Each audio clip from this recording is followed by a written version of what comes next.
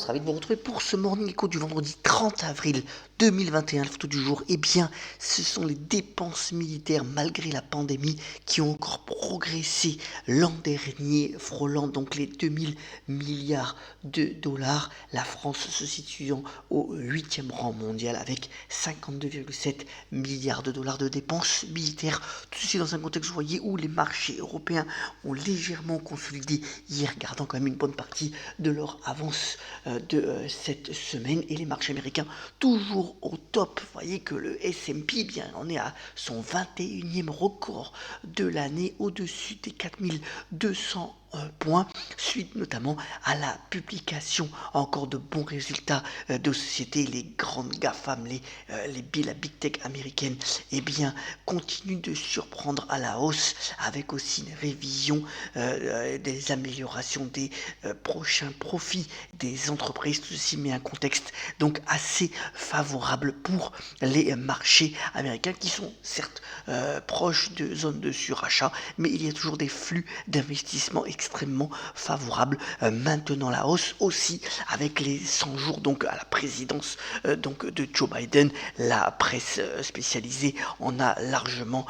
parlé. Eh bien, l'économie américaine a bondi de 6,4% au niveau de sa croissance pour le premier trimestre. Alors c'est la première estimation, mais avec notamment des dépenses des ménages et des investissements soutenus. Donc voilà, un bon environnement pour les marchés financiers, actions américains, en tous les cas pour le moment. Alors on a eu aussi cette nuit, eh bien, des chiffres plus contrastés au niveau donc de la croissance chinoise.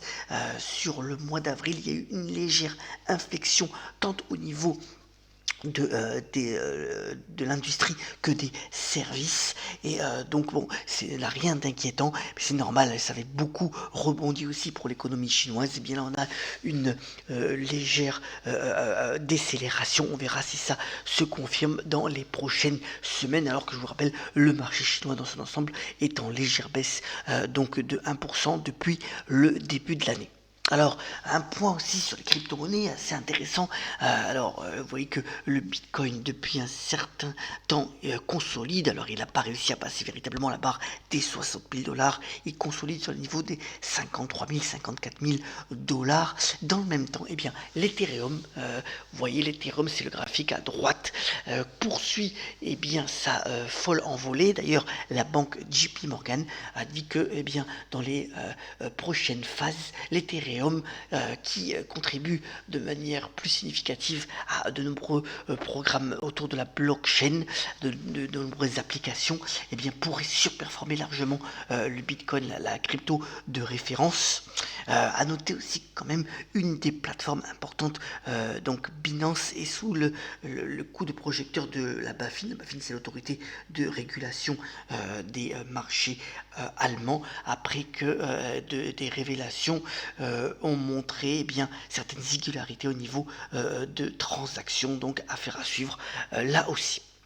Alors, l'autre actualité, bien entendu, eh bien, en France, c'est Emmanuel Macron qui donne une interview ce vendredi, tant au journal Le Parisien que pour la presse régionale. Il a défini, eh bien, le calendrier du retour progressif à la normale, du déconfinement, avec des premières levées de restrictions dès la semaine prochaine, et puis tout au long du mois de mai et début juin, on aura aussi de plus en plus, eh bien, de retour à la normale, et c'est plutôt une bonne nouvelle pour l'économie, mais aussi pour chacun d'entre nous.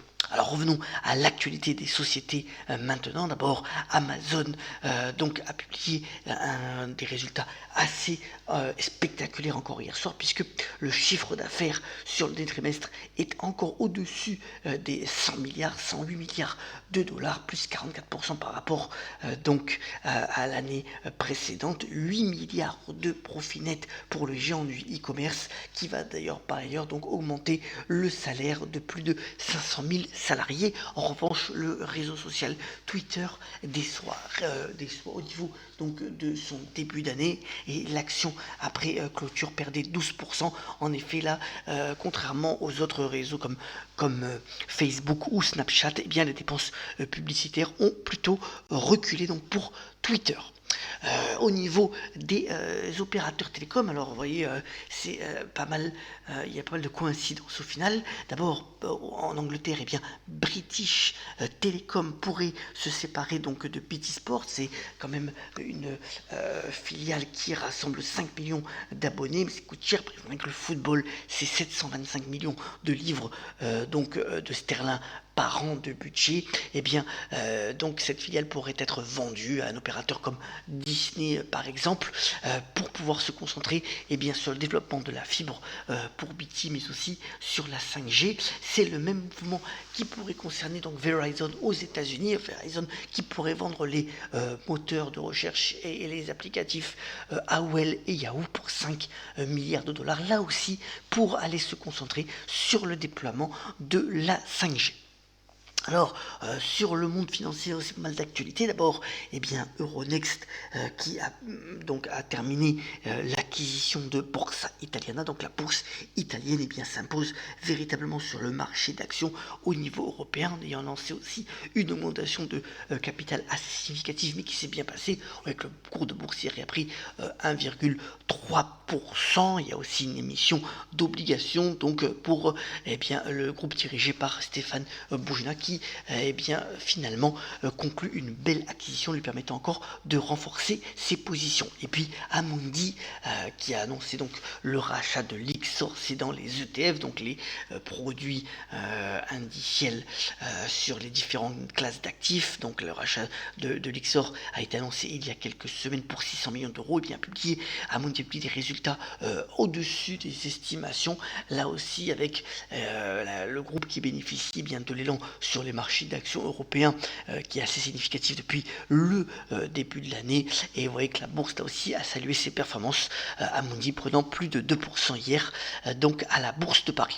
Beau focus aussi dans le magazine Challenge sur Impala. Alors Impala, c'est le groupe de Jacques Veyrat, c'est son holding qui lui permet finalement d'investir dans de nombreux secteurs. Alors bien entendu, sa pépite c'est Neoen, on en avait parlé donc dans les énergies renouvelables, solaires et éoliens, dont le chiffre d'affaires est à 300 millions, mais aussi les cosmétiques, l'industrie, même la gestion d'actifs. Voilà un bel article à lire pour ce financier qui eh bien, doit bien entendu concourir avec les grands fonds de private equity qui regardent du jeu de cash, mais qui tire bien quand même son épingle du jeu.